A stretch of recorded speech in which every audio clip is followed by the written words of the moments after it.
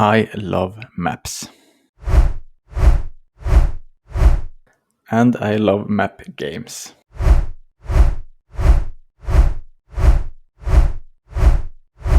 I really love map games. So, combining my love for map games and my passion for programming, that means that I can now actually make the best map game ever, right? I can fix all the mistakes Paradox have done, all the mistakes Total War have done, and just make my dream game, my perfect map game. Right? Right? Well, no. But it means that I can actually fulfill my goal and my dream of actually making my own game. So I have decided to create a new grand strategy game. I will create a new map game. I will create my map game. So, how does one go about to create map games? Well, they are built layer upon layer. So you have one layer that defines the regions, you have another layer that defines the textures, and then maybe a third layer to define the height, so put in a height map, and so on and so forth. So when you combine all these layers containing instructions, then the code does the magic with it and spit out a beautiful map on the other side. So that's step one. Step two is to actually have a game, have a fun game loop. That also might be an equally tricky part. So for this project, I'm actually going to take the rules from the beloved board game Risk.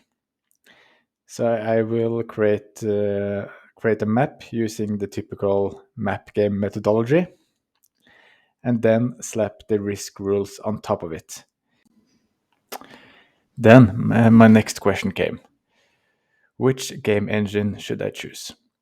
So I have been reading a bit about game engines and searching around, doing my research, and I came down to the big two: Unity and Unreal Engine. First of all, I didn't really like the fact that Unity had different pavement layers. So you had this Pro version and the normal one. And even though the normal version had basically everything you need, and most likely everything I need, but still that there is a tire that I don't have access to is really off-putting to me. And secondly, Unreal really looked to be on the rise. They were acquiring all these new companies and assets, and they were releasing free assets monthly. They had this new cool technology, Lumen, and you saw these Unreal 5 tech demos. It was just really impressive. So I downloaded Unreal and started to play around.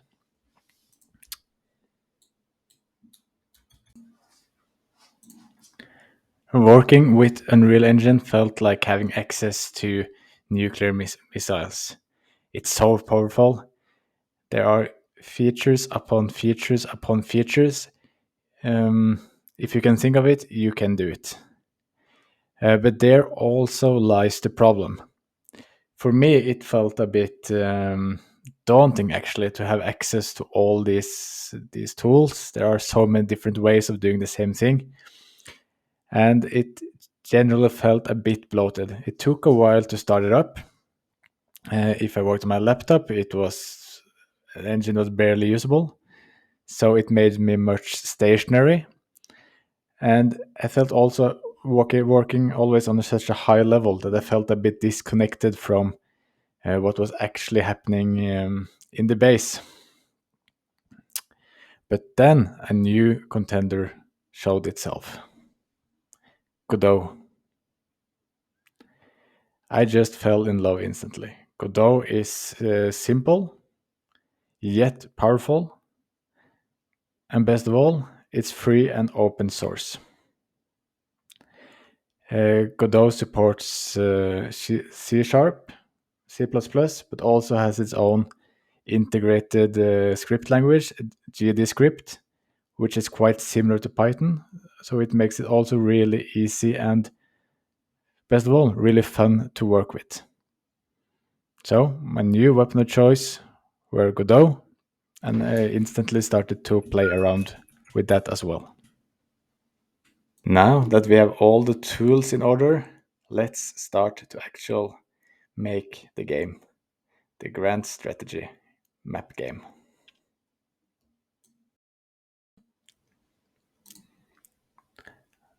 I'm starting out by creating this region map. The theory behind it is that every single one of this region have its unique color code. So when I load this into the game engine, the game will recognize, or should be able, hopefully, to recognize each region based on its unique color code. So each one of these have its own. The regions are based on the board game Risk, so it's not a political statement or any creativity from on my side.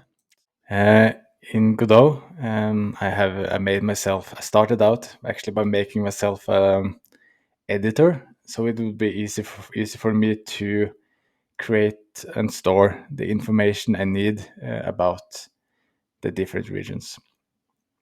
So as you see, I created a sprite where I attached the region map that I just made, as you can see here.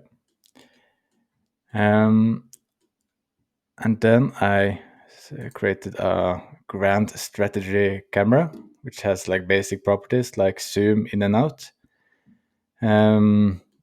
Also adjusting the zoom level and the possibility to drag it around.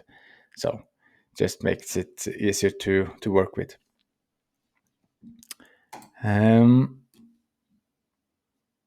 When we run it, I run the editor, which I made.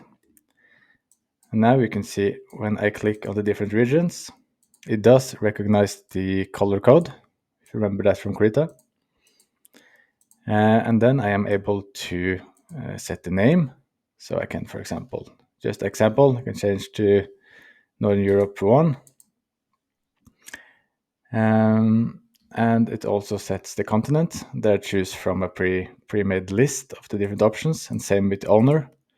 I don't set that now, but I wanted to have the property as I think I will need it later.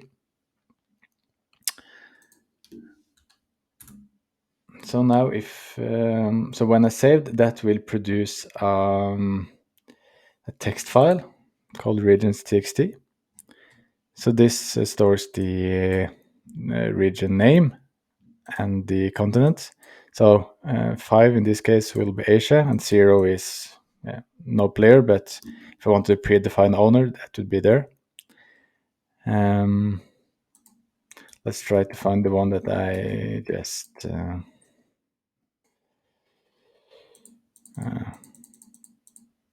there. It's in Northern Europe 1. So this works as intended. Now I have to go back and fix it. So otherwise my OCD will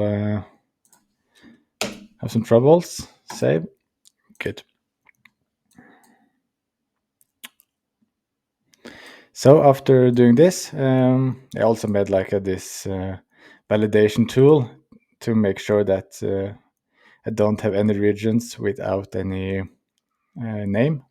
So it's just like a control mechanism that I have filled out everything. And now I have. So now I have stored that dictionary that you just saw that contains information about all the different regions in this image file. For testing purposes, I created a smaller version of the world map. Okay, now this is a bit blurred, but it's a bit more pixelated, so I divided it by 10 just to lessen the load time. Let's go back into Godot. Yes. Now this is what I've called the grand campaign, which is the main game. So it starts off by loading the regions. How this works is that the code goes through the region map file. So it starts in the top corner and check that pixel. What is the color there? What is the color there? What is the color there? And so on. So it actually loops through every single picture in the every single pixel in the picture, and it stored those values in dictionary. So it gives me the for the keys I have the different color codes, and the values are all the coordinates where that color code is present on the picture. When that is done, it then goes through that dictionary and checks it against the dictionary with the information that we created earlier, that had the region name and the continent and so on. And then it creates a new polygon for each and every region. So if I now play, you can see that we now have all the different regions here. If I hover over, then it modulates. I can click and select, and it turns red, so just something I have set on. And if you look here, we can see that I created a polygon with its own collision for each region. And you can see that the region name, for example, this one is Middle East, and content 5 is Asia, and owner 0 is no owner.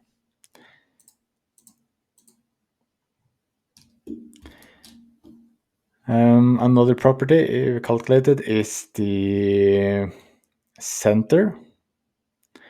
The center is basically a bit of vector math. Try to take the top point, the bottom point, the left and the right, and then meet them in the corners, and then cross that again to the middle to then get the center. Which will be used later on for placing units, maybe region names, and so on and so forth. So with that, I think that I will end this episode. And please like and subscribe if you want to follow my journey going forward. I would really appreciate it. Thank you, and bye.